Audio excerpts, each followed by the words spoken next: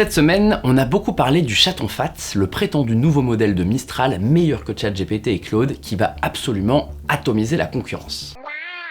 Spoiler, le chaton Fat n'existe pas, c'est une blague. Mais c'est une blague qui dit beaucoup de la situation actuelle. Entre Donald Trump qui interdit le dernier modèle d'Anthropic en dehors des États-Unis, l'Union européenne qui se met elle-même des bâtons dans les roues, le gouvernement qui annonce un plan autour de l'IA pour améliorer l'administration, et Mistral lui-même qui se retrouve au cœur de la nouvelle stratégie européenne de souveraineté numérique, il y a beaucoup de choses à dire et surtout beaucoup de fausses idées qui circulent un petit peu partout. À force d'entendre les politiques parler d'IA et mélanger des choses qui n'ont absolument rien à voir avec l'IA, on s'est dit qu'il était peut-être temps de faire un point sur la situation de l'intelligence artificielle en Europe. Dans cette vidéo, je vais tenter de tout vous expliquer clairement où en est Mistral, où en est la France et a-t-on vraiment des chances de rivaliser avec les Américains et les Chinois. Pour commencer, abordons rapidement le chaton Fat, le modèle d'intelligence artificielle dont on a beaucoup parlé cette semaine.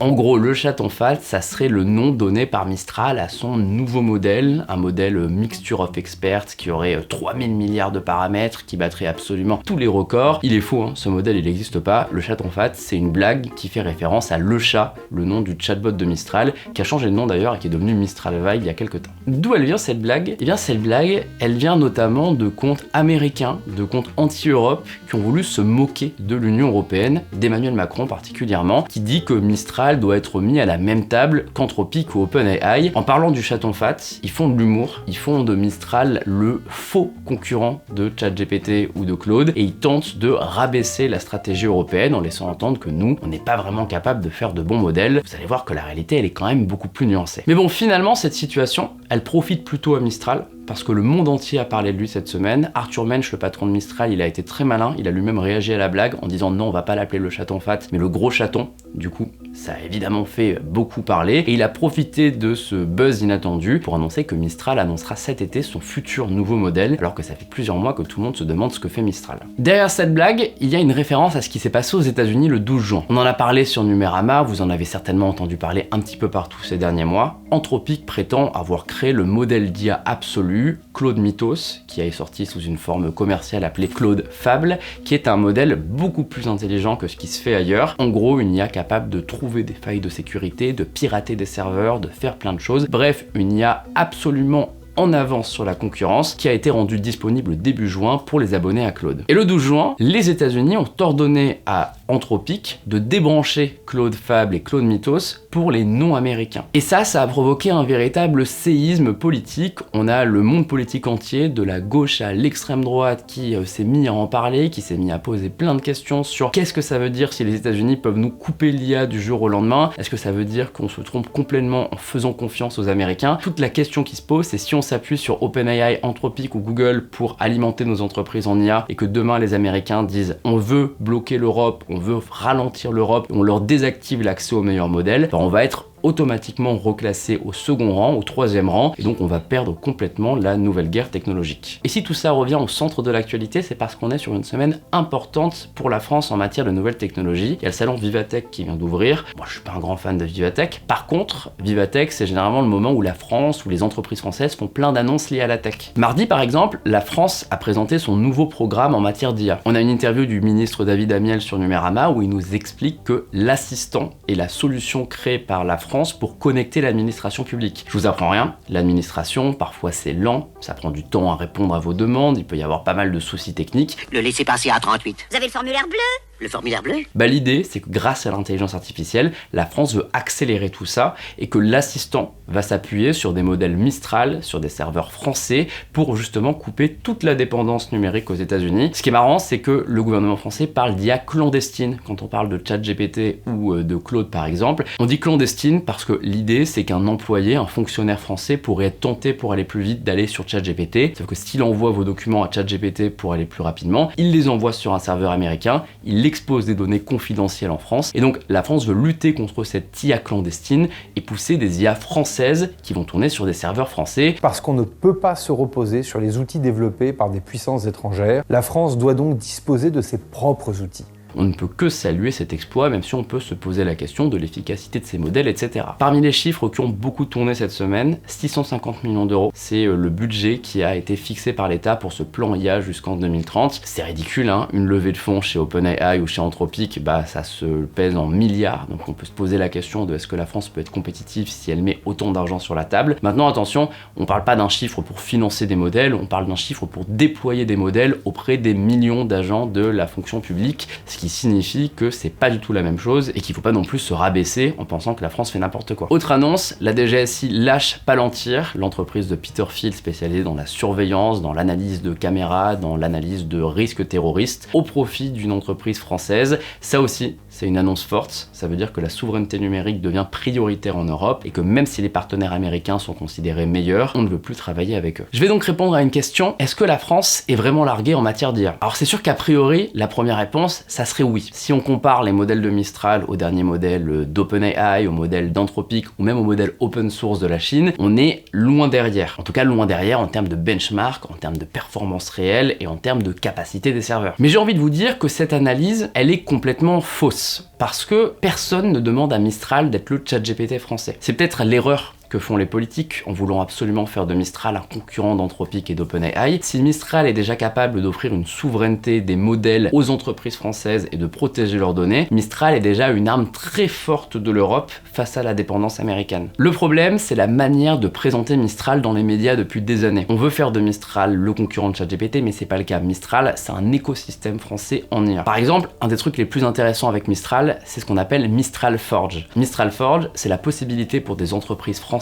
européennes de concevoir des modèles d'IA sur mesure. C'est l'inverse de ce que font les Américains. Les Américains, ils vont connecter leurs modèles aux données d'une entreprise, par exemple. Là, Mistral va aller voir Total, va aller voir Airbus, va leur demander leurs besoins, va récupérer leurs données et va entraîner un modèle spécialisé pour leurs entreprises avec leurs données. Donc certes, ce modèle ne sera pas capable de vous proposer la meilleure recette pour faire un clafoutis, mais ce modèle sera parfaitement capable de répondre à des exigences techniques pour de la maintenance, pour faire fonctionner un avion, pour faire fonctionner une usine, bref, c'est de l'entraînement spécialisé et ça c'est une vraie force parce que tout ça tourne en France et c'est des modèles qui sont conçus pour des demandes européennes. Et Mistral plus généralement ne s'est jamais positionné comme un créateur de modèles de frontières avec des milliers de milliards de paramètres. Mistral, ils font des petits et des moyens modèles, open weight, qui peuvent tourner sur des téléphones, qui peuvent tourner sur des ordinateurs, ils font des modèles spécialisés de reconnaissance de texte, de reconnaissance de la voix, de génération de son, bref, Mistral fait des produits qui peuvent être utiles pour nos entreprises et certes n'aura jamais l'assistant absolu ultra puissant capable de répondre à tout, et encore, pour pas mal de besoins ça peut suffire ce qu'il propose. Il ne faut pas les mettre dans la même catégorie que ChatGPT et considérer que s'ils ne sont pas au niveau de ChatGPT, c'est forcément un raté. Parce que le plus important dans la guerre numérique actuelle, c'est la souveraineté des données. Je vous donnais l'exemple de l'administration, mais si on prend l'exemple d'une entreprise comme Total, si Total travaille avec ChatGPT ou Gemini et que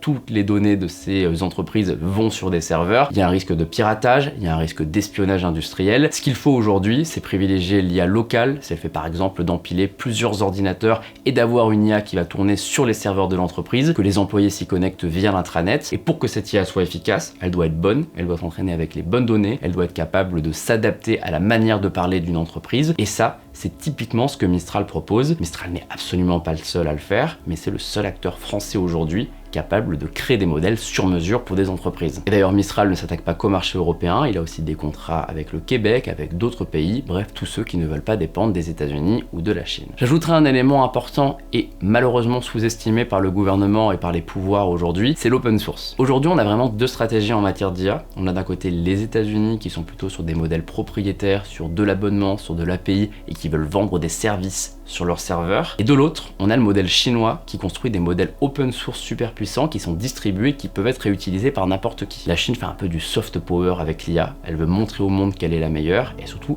partager ses services pour qu'ils soient utilisés à la place des services américains. Aujourd'hui, on ne jure que par Mistral en Europe. Mais demain, si Mistral n'est pas à la hauteur, qu'est-ce qui nous empêche de faire tourner sur des serveurs français des modèles revisités de Kimi, de GLM, de DeepSeek, bref des modèles chinois qui seraient entraînés avec des données françaises, qui tourneraient en France et qui pourraient répondre à nos exigences sans dépendre des États-Unis et d'un kill switch qui pourrait tuer tous nos serveurs. Il y a aussi d'autres initiatives en France, je pense à Amilabs de Yann Lequin, qui est encore à ses débuts mais qui est une startup qui pourrait s'imposer sur les modèles World, les modèles qui ont conscience du monde pour la robotique, qui pourrait être la prochaine grande révolution en termes d'IA. Je pense au laboratoire QTI qui est notamment financé par Xavier Niel et qui propose des modèles très spécialisés notamment sur la voix. Ça pourrait servir pour les appels, les services clients téléphoniques sans passer par des entreprises américaines. Et plus généralement, le réveil souverain il est partout, que ce soit au niveau de la bureautique, au niveau des mails avec Proton, au niveau des serveurs avec OVH, au niveau de la recherche avec Quant qui finance enfin un index qui est capable de parler plusieurs langues. Il y a vraiment des efforts de souveraineté européenne depuis 2-3 ans. Mon bilan sur cette première partie, c'est qu'on a tort de penser que l'Europe et la France sont complètement en retard en matière d'IA. Maintenant, et vous allez voir, il y a quand même des éléments inquiétants. La première chose qui m'inquiète, c'est notre définition de souverain. J'ai l'impression quand j'entends les politiques parler qu'ils considèrent qu'un modèle Mistral qui tourne sur un serveur français, on est sur du full souverain. Le problème, c'est que ces modèles, il faut les entraîner avec des puces. Ces puces, c'est généralement des puces Nvidia. C'est pas pour rien qu'Nvidia est là où il est aujourd'hui. Ça peut aussi être des composants Google Cloud avec ses TPU. Bref, ça dépend beaucoup des États-Unis. On n'a pas forcément assez de serveurs en France pour faire tourner tout ça à la maison. Donc on a besoin du Google Cloud, on a besoin des serveurs d'Amazon. Et donc la souveraineté numérique, elle peut s'arrêter assez vite. Si on regarde la Chine par exemple, eux, ils ont leur propre réponse aux puces Nvidia. Alors elle est contestée. Certains disent que Huawei n'est pas capable de faire des puces assez puissantes et que c'est que de la communication. Mais en attendant, ils ont vraiment de l'avance là-dessus. Le plus gros paradoxe, c'est que ASML, qui est une entreprise européenne qui fabrique la technologie de gravure indispensable pour fabriquer les puces Nvidia ou Huawei, c'est une entreprise européenne, mais que aucune entreprise européenne ne sait fabriquer des puces. Le second point qui m'inquiète, c'est la régulation. On en parle souvent sur Numérama, on a fait une vidéo la semaine dernière pour vous parler de Siri AI qui est bloqué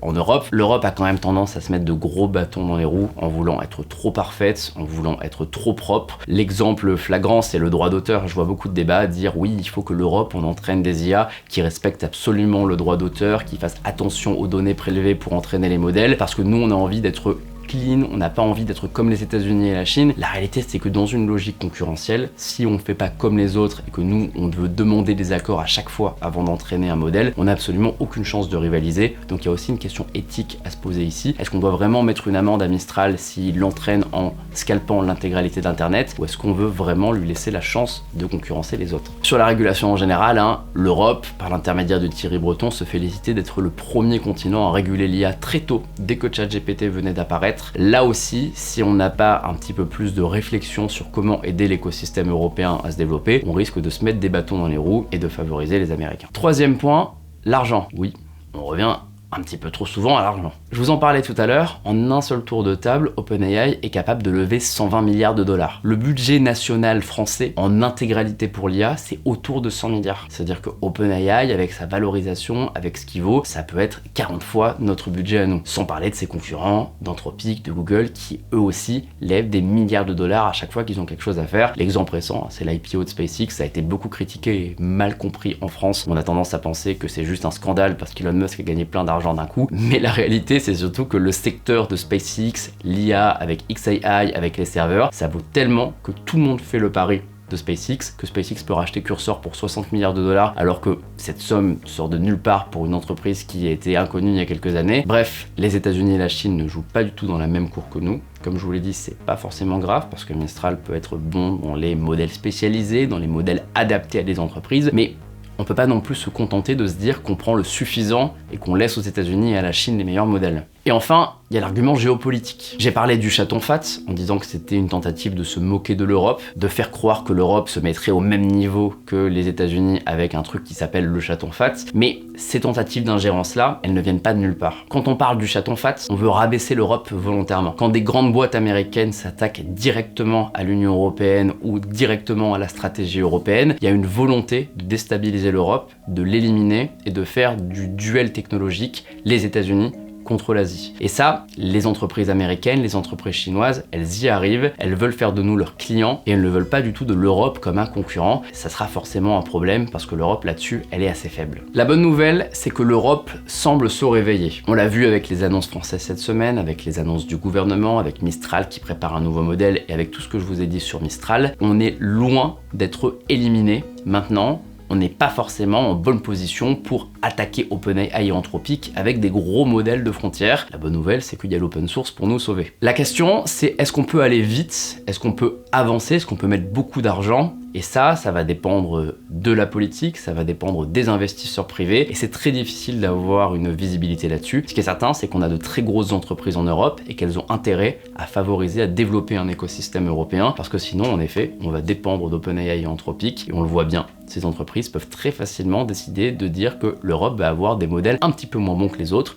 On le voit beaucoup ces derniers temps, hein, avec le DMA, avec le RGPD notamment. Les meilleures fonctions arrivent plus tard en Europe, ce qui veut dire que les entreprises européennes ont accès à des moins bons outils que les États-Unis par exemple. On commence enfin à entendre parler d'IA chez certains candidats à la présidentielle en France. À mon avis, pas assez et surtout pas souvent avec les bonnes questions, mais peut-être que ce sujet peut devenir central. On ne doit pas rater cette révolution technologique, sinon on va juste être spectateur de la révolution à venir. La grosse question que j'ai envie de vous poser, c'est qu'est-ce qu'on veut en Europe? Est-ce qu'on veut une entreprise capable de rivaliser avec OpenAI? Est-ce qu'on veut ne pas dépendre des États-Unis? Est-ce qu'on est prêt à tout miser sur l'open source et avoir une stratégie différente de ce qu'on a pu faire par le passé? Et est-ce que vous pensez que notre vision pro-régulation est bonne justement pour ne pas tomber dans ce Far West États-Unis versus Chine, ou est-ce qu'il faut assouplir pour pouvoir rivaliser? C'est plein de questions auxquelles je ne peux pas répondre aujourd'hui, j'en sais rien, j'ai mon avis, mais peut-être que je me trompe. Et vous pouvez compter sur nous dans les prochains mois sur Numérama pour vous proposer d'autres vidéos sur ce thème. Abonnez-vous pour ne rien rater.